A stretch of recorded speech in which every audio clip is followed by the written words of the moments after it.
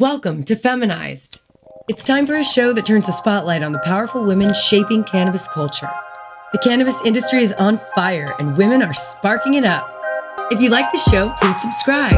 You can also subscribe to the Feminized podcast with Liz Grow on YouTube and Instagram. The future is feminized.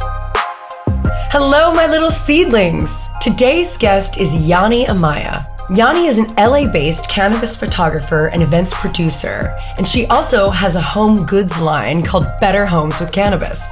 Yani is working to break the stigma around cannabis consumption, especially with women, through thoughtful content and cannabis-positive events, especially within the military community. Prep your bowl, y'all, because like the two big-hearted Texas women that we are, we smoke a lot in this episode. Enjoy. Hey, sis. You're now listening to the Feminized Podcast. Welcome, everyone, to the Feminized Podcast. I'm your host, Liz Grow. On the Feminized Podcast, we invite the most inspiring and empowering women in the cannabis game to have real conversations about culture, lifestyle, and the future of the plant on this planet. And I'm so grateful to have my guest, Yani Amaya, on today. She's a cannabis photographer and marketer, and I'm sure you do so many other things in cannabis that I can't wait to learn. I can't wait to hear more. Welcome, Yani. Thank you for coming. Thank you. Thank you for having me. I'm super excited to be here to talk with you, Liz. I think we are going to have great conversations. Yes, absolutely. I mean, but first, all great conversations typically begin with a bowl. So yes, they do. Cheers. Cheers. I was waiting for you to say that. Cheers.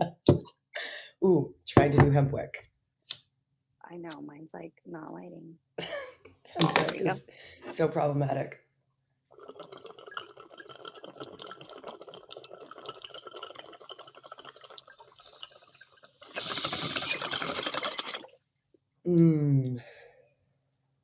Well,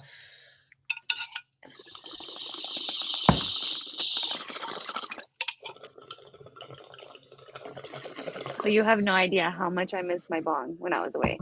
Oh, it's the worst when you're traveling. It's the worst. Oh, yeah. You have to have a travel piece, and it's just not the same. And yeah. So what are we smoking today? I am smoking on some Gorilla Glue number 4.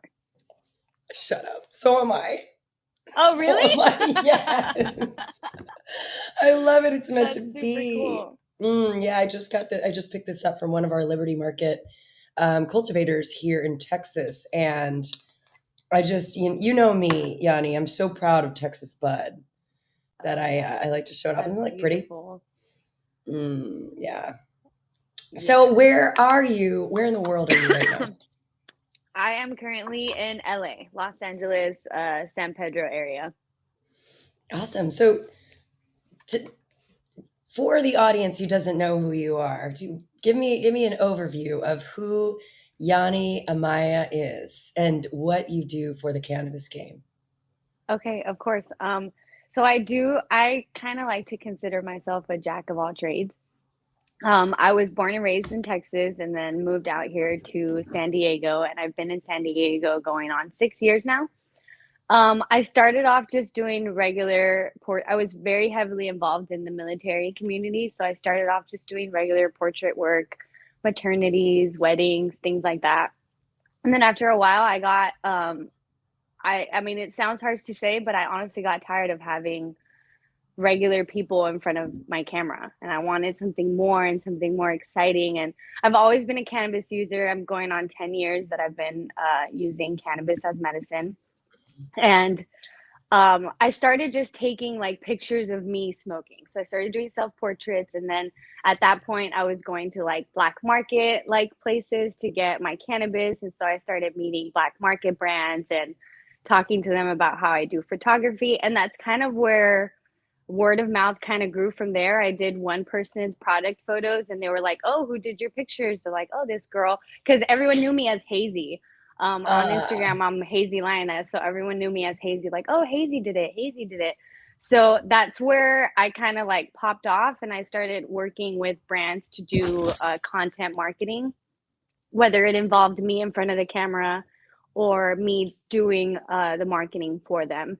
So that's where I grew. I started getting invited to farmers' grows and started taking pictures of their plants. And so they had like marketing and advertising for that. And then after a while, after Dude. about a year and a half of doing it, I was sitting on so much cannabis photography, like so Mm, much. I was like, I need to do something with this, either stock photos or like something. So then from there is where Better Homes with Cannabis grew.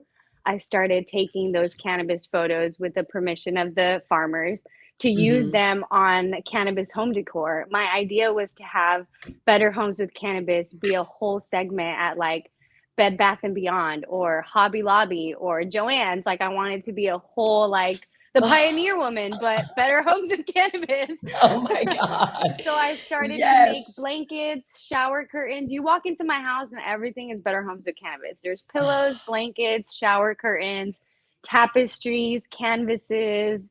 There's different merch lines. Like there's a mom collection, there's a Canadad collection, there's a mushroom collection because I'm all earthly all around.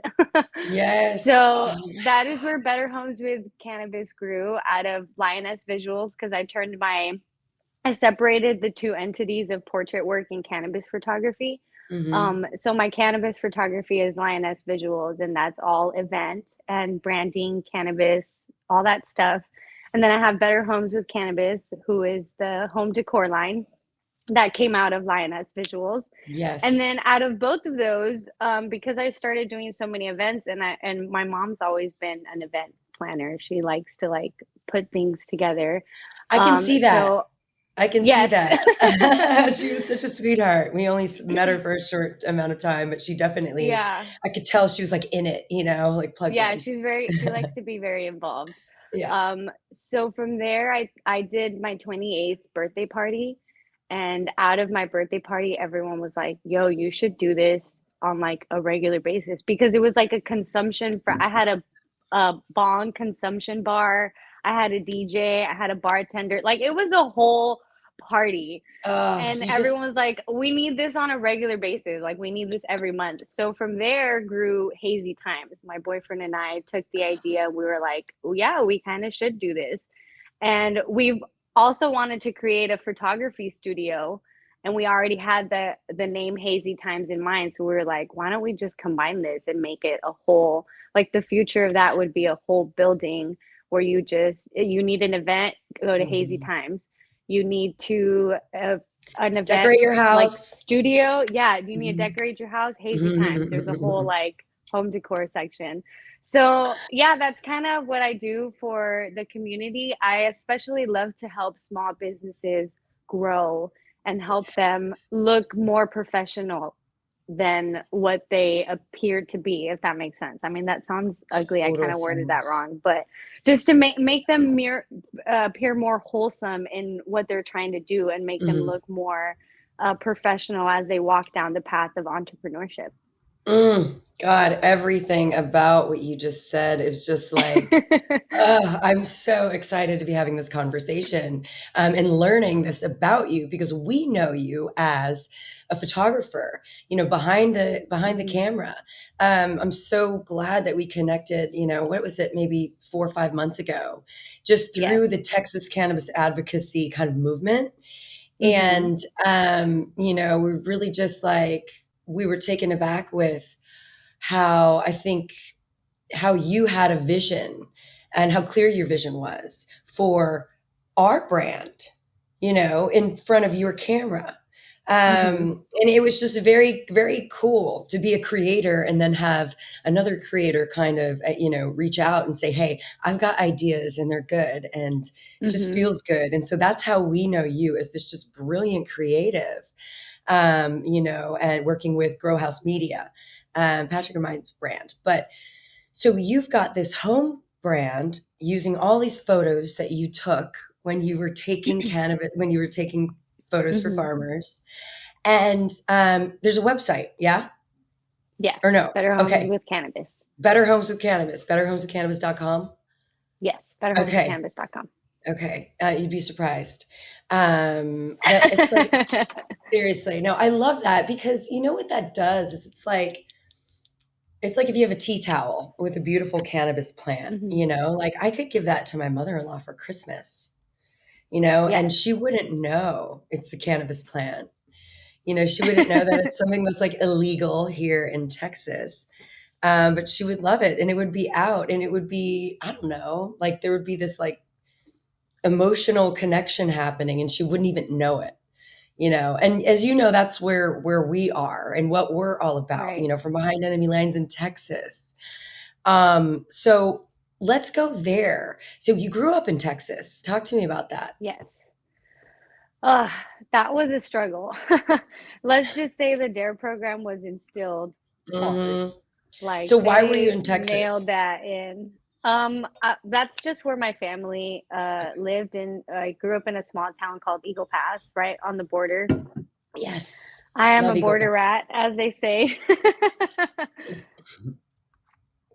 But yeah, it was harsh growing up there. The border was grew up with a lot of stigma that still very much is alive today. A lot of Hmm. stigma that grows, especially around our veteran community.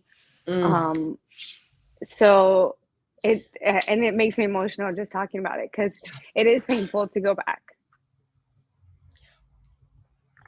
because there's a lot of people who just don't understand.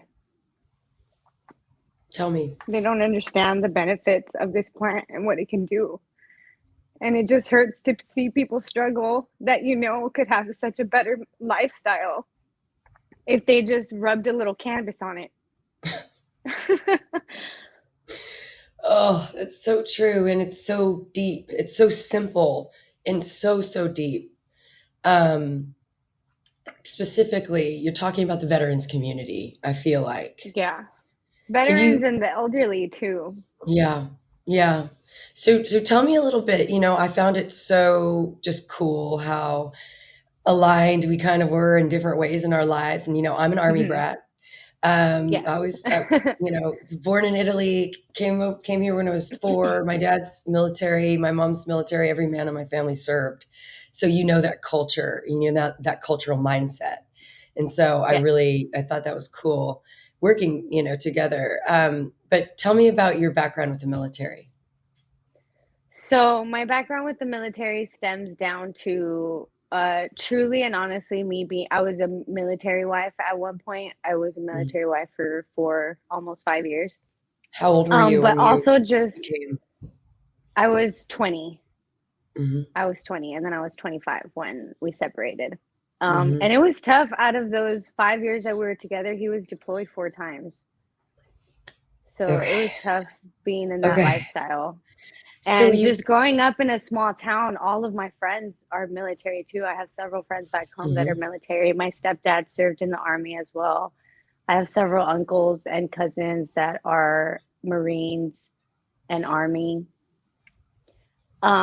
So that's Okay. truly what it stems down to is just being in a small town. It's kind of they make you feel like you don't have an option. Like you don't have an option to pay for college. You don't have an option to go to college because you can't pay for it, but you can join the Right. military and the military will help you pay for it. So that's truly why a lot of people in my small town join the military is because like, okay, I'll serve my time and then my college will be paid for. Yeah. Yeah. So I am blessed to say that some of my closest friends are like in the process of getting their master's degree. And a lot Mm. of them are giving back to their community and serving as like officers, border patrol. So it's good. It's good to know that it goes full circle. They serve It their does. time and then they come back and still give more. Yes, yes. And it is a beautiful thing. I think the military gets a lot of, flack and certainly heavy, heavy scrutiny. I mean, it's our biggest spend as a country. It Hmm. should get the most scrutiny. And there's, within the within the culture, there's a lot of fucked up.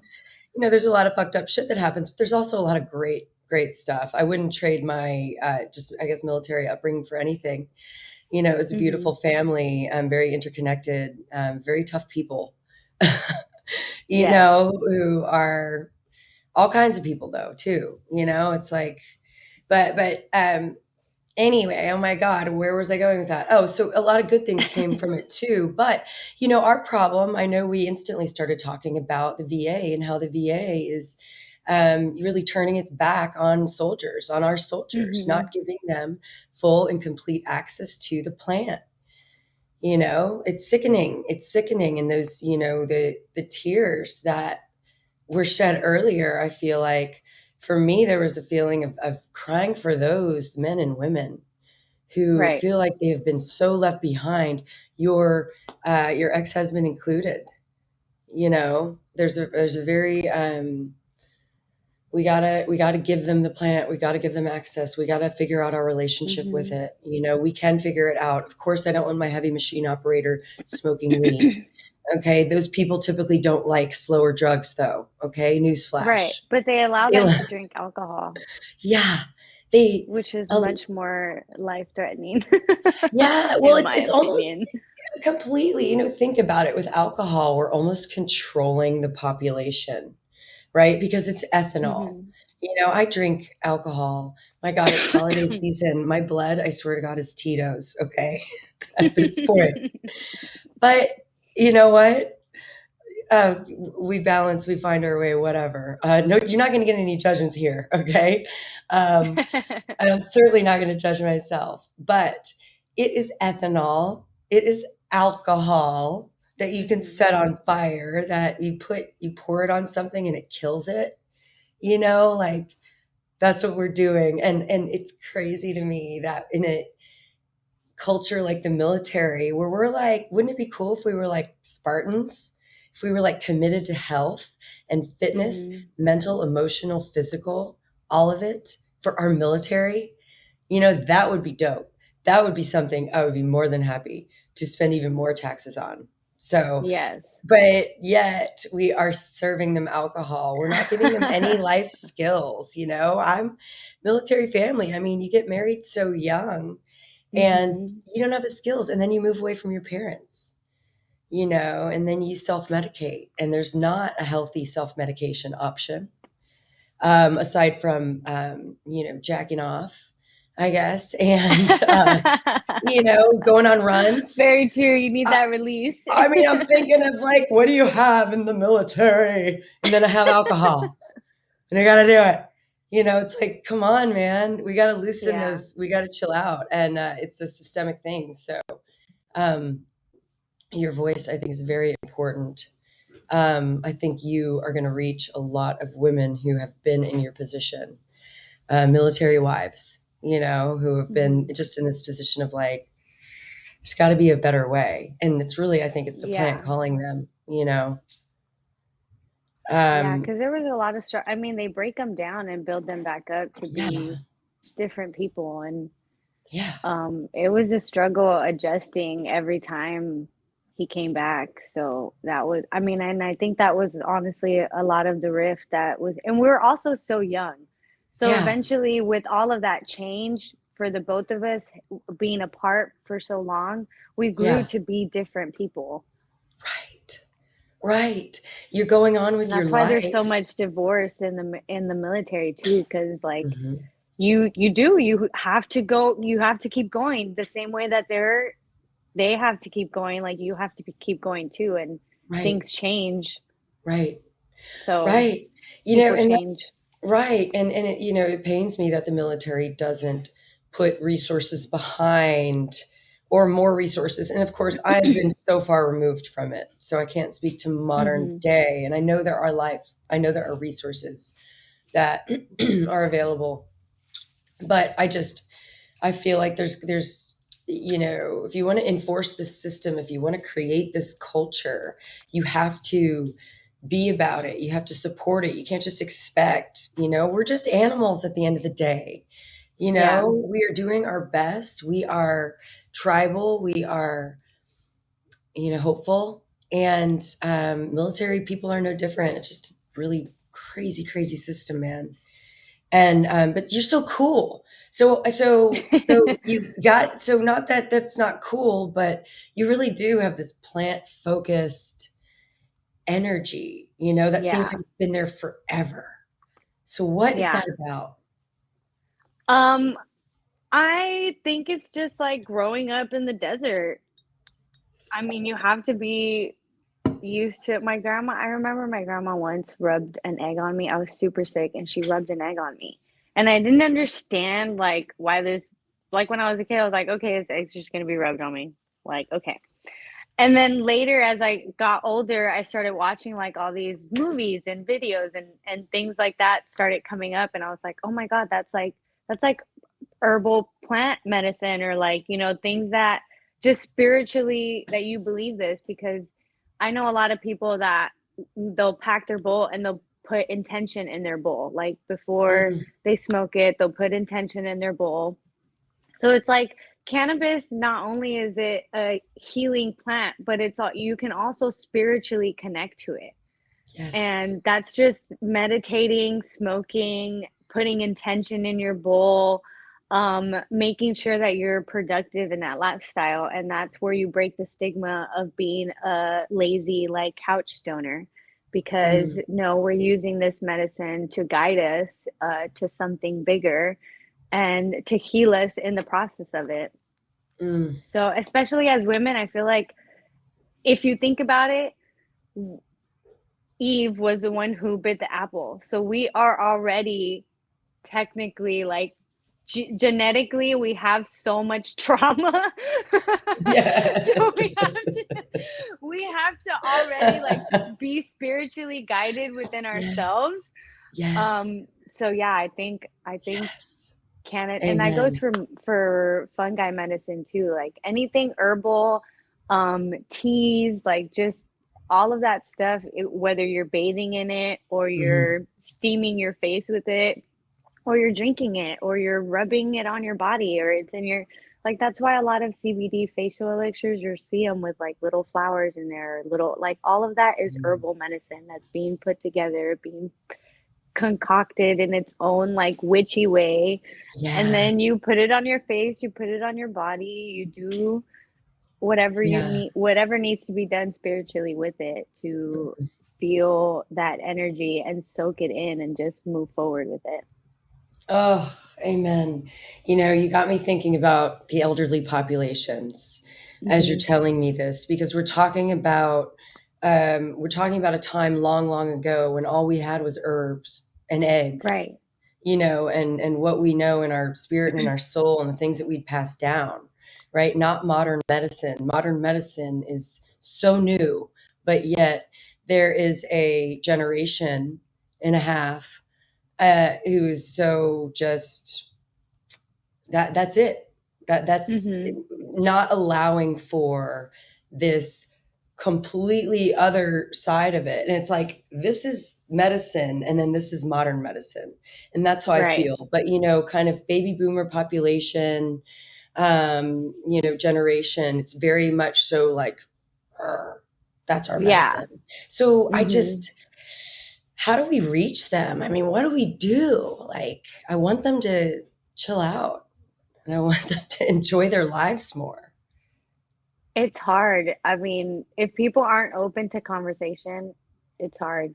And I Yeah, think they just have to experience it for themselves to yeah. be able to, because that's the only way. Right, Because right. communication at this point is not working.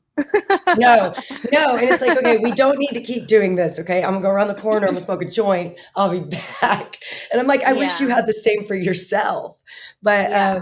I don't know, Because that's how it's I've been dealing with it. Like personally, with my family, that's just how I've been dealing with it. Mhm, I've always been very quiet, very in the closet about my use. And it wasn't mhm. up until recently, and I mean recently, like the past year, that all of this stuff just happened with my family, with my grandfather, that I felt it necessary to be open and honest about what I think the plant could do. But being that all of my family was in Texas and it's an illegal state, Mm, my grandfather got cancer and it wasn't like he could openly use. And no, then it was just a whole bunch of stigma against him using, and then him not being mm, to continue, him not being able to continue his treatment. yeah. So So it was then when I became like open and I was like, no, this is like what we do. And especially because while he was sick, he's diabetic too. Mm. He was diabetic, so his ankles would swell up a lot. So I started rubbing like this CBD oil that my aunt had actually. I asked her, I was like, hey, do you have any CBD oil? She's like, actually, I do have one. And I put it on him. And the next day he was like, hey, can you rub some more of that lotion that you put on my ankle last night? He said that he was like, it really helped. And I Oh was my like, okay. gosh. So, and that's what I mean. It's just a matter of them using it and experiencing it for themselves to be like, okay, because then after that I ordered some from my boyfriend here. I had him buy some lotions for me and send them back when I was in Texas, and I gave some to my grandma and she started using it. She was like, oh my god, it's amazing. I just told her, I was like, hey, this is just, it's just topical, like it's lotion, they're not gonna, I, nothing's gonna happen. It was just CBD as well. There was no THC in it, just CBD. too bad. And and they used it and it was, she loved it. That she told my aunt, she was like, oh, you should ask Yani to get you some of that lotion that she got me, like it's awesome. And so then I gave some to my aunt. She started using it for her knee.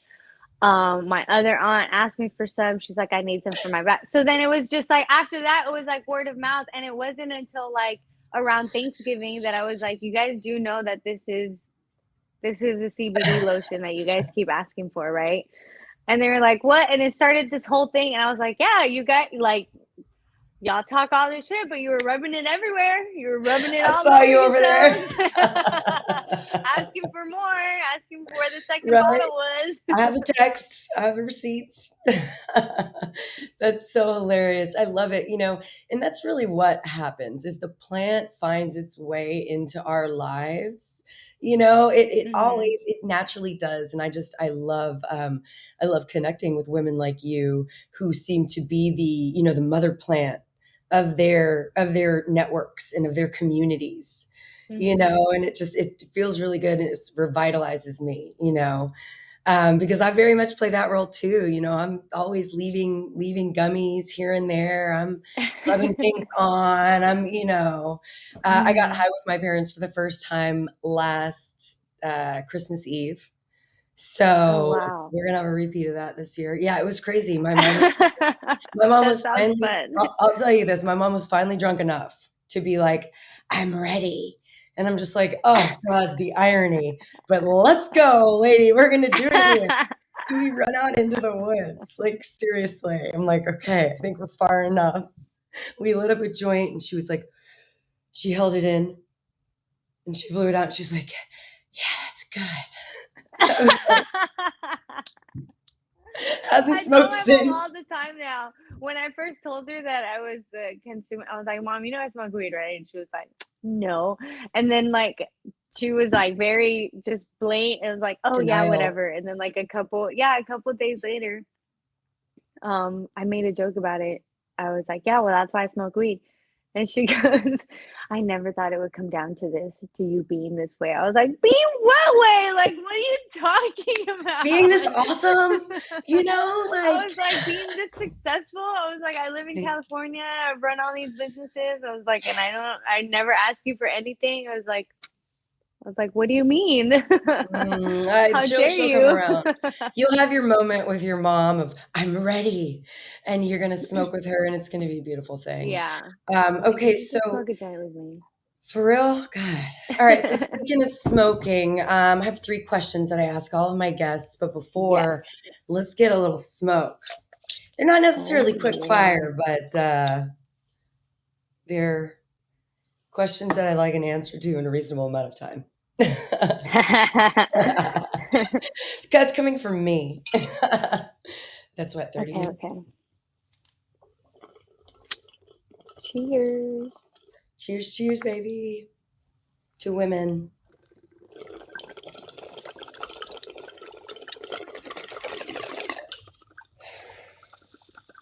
To women and those who identify as femme, because I don't know who the fuck would want to take on this pain body voluntarily. But if you do and that's how you feel, then we will accept Yes. you Those of us who were Yes. born this way, we Amen. accept those of us who came over. Thank you. We need all the help we can get. We're stronger together.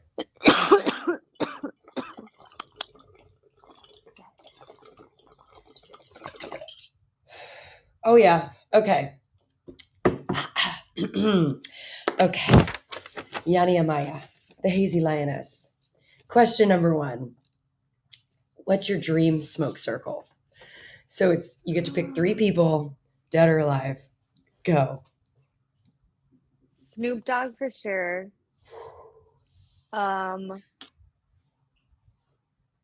Willie Nelson, and man, I don't know. I think Rihanna. I'd like to smoke with Rihanna. She a stoner.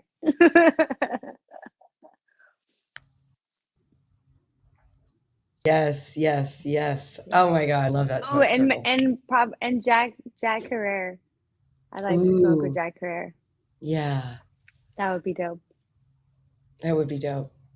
That would be a dope circle. Okay, what would you be smoking, and what would you be smoking out of, or how would you be consuming? Well, I would prefer. I think we would be definitely passing like a good 3 or 4 joints around, Hmm. and then I'd have a bong for sure because I like bong rips. Yes. And if Jack Herrera's there, we'd definitely be smoking Jack Herrera. We'd all have to be that lifted. Oh God, I love this. Okay, cool. I'm gonna slide in on this smoke circle. I'll be like, hey. Okay, question number 2. Tell me about another woman who you think is crushing the game right now in cannabis, or another woman who's really inspiring you right now. I would definitely have to say Joanne Balbuena. She is San Diego Afro Latina. And she is a cannabis consulting agent, but she's also a cannabis marketer as well. She has Cannabis Synergy Studios, where she does exactly what Grow House Media does. You know, they produce cannabis content for the community. Yes. Awesome. Awesome. We'll make sure to get her info and put it in the show Yes, notes for sure so people can find her. yes. Okay, and third question. What would you tell your 13-year-old self about how to thrive in today's society? Uh, what would I tell my 13-year-old self as to how to thrive? I would say just keep moving forward without fear of judgment. Yeah, because as a child, I was always scared to just do stuff, fearing what others were going to think. So I Hmm. think just keep moving forward without fear of judgment. Because Yeah. the ideas that you have, trust your gut instinct, like they're going to take you places. Hmm. Would you give her any compliments on how she turned out? I would say that you are beautiful inside and out. You're funny, you are creative, and you're blessed amongst all things. Mm, I love it. Okay, so last question, and it's the biggest, of course. And we'll take as much time as we need here. But what does the future of cannabis look like to you? And I'm talking the future of cannabis. You can make it as micro as your own sphere, or as macro as a whole planet. But I want to know what the future looks like to you. Um, I am very much um I want the plant to be accessible for everyone, but I also fear that because it's such an amazing healing plant, it'll be abused in ways um involving in like industrial money, if that makes sense. So Hmm. I think like Hmm. I think at a certain point, you know, big pharma makes their money how they make their money, and this is just being real. You know, they if people aren't sick, they're not making money, Mm-mm. and if people are healing with cannabis, they're not making money. Right. So I think that's why the stigma with cannabis is real. I want everyone to have access to the plant in the future, but I think the future of cannabis is very scary to think about, because we want everyone to have access, but we also don't want it to be at the cost of, an arm or a leg, because of Right. what it brings to the table. Right. Absolutely. At the So, cost of entire communities. yes, because You know? cannabis can replace everything. You can use cannabis as fuel. You Mhm. can use cannabis as a plastic replacer. Mhm. You can Mhm. use cannabis to replace clothing, cotton. Like, can you imagine if cannabis became fully legal, industrial, and in every aspect of life? How many businesses that run the world right now would shut down? I Or mean, they yeah, would either shut they would have down, to or they pivot would real take quick. over, cannabis. Yeah, and so I believe that to a point. I mean, when you think about the planet, we have so many people, so many humans on this planet that there are a certain number of folks who create an easier, more convenient life for a larger kind of mass amount, like the mass market, essentially. Right. So I'm not down necessarily on big business, like big being, I don't know. I don't want to go down a rabbit hole right now, but I, I do have hope. I do have hope for the corporations because Yes. we will need corporations. We will need leaders to make business decisions. I mean, as long as there's currency being exchanged, there are going to be people who are making the rules about that currency. And I think that's really where we're kind of like finding ourselves, right? With cannabis and big Hmm. business or cannabis. It grows in my backyard. This is all the medicine I need. Yeah. Like we're gonna there's somewhere in the middle, and I don't think that the corporation's necessarily dead, but most of them are. Most of them are. Yeah. Um, We need to good find ones that will survive. that middle ground. Yeah, definitely.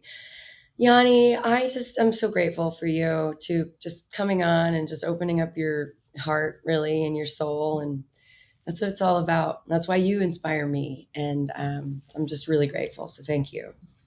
Thank you. Thank you for having me. It was great talking. Absolutely. Hey, where can people find you? On Instagram at Hazey Lioness, and then my businesses are at lioness.visuals on Instagram, at Hazy Times, and at Better Homes with Cannabis. And there's a dot in between each Okay. word.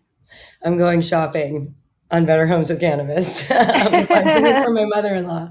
I'm gonna find her like a pillow. It'll be awesome. All right, sister. We'll talk soon. Come back, okay? I want you back on here because you're Yes. doing so many incredible things that I just, I love keeping track of you, and I want you to be able to use this as a platform for the good that you're doing in the world. So, talk Thank soon, you. sister. Thank you. Thank All you right. so much. Have a good All right. day. If you'd like more, subscribe to the Feminized Podcast on YouTube. Follow at Feminized with Liz Grow on Instagram. Special thanks to our sponsors Moose Labs and Richard's Rainwater. Feminized Podcast is a Grow House Media production, created by Liz Grow, produced by Pope Tanis Ray, with original theme music and audio mixing by Q at Q to King Productions in New Braunfels, Texas.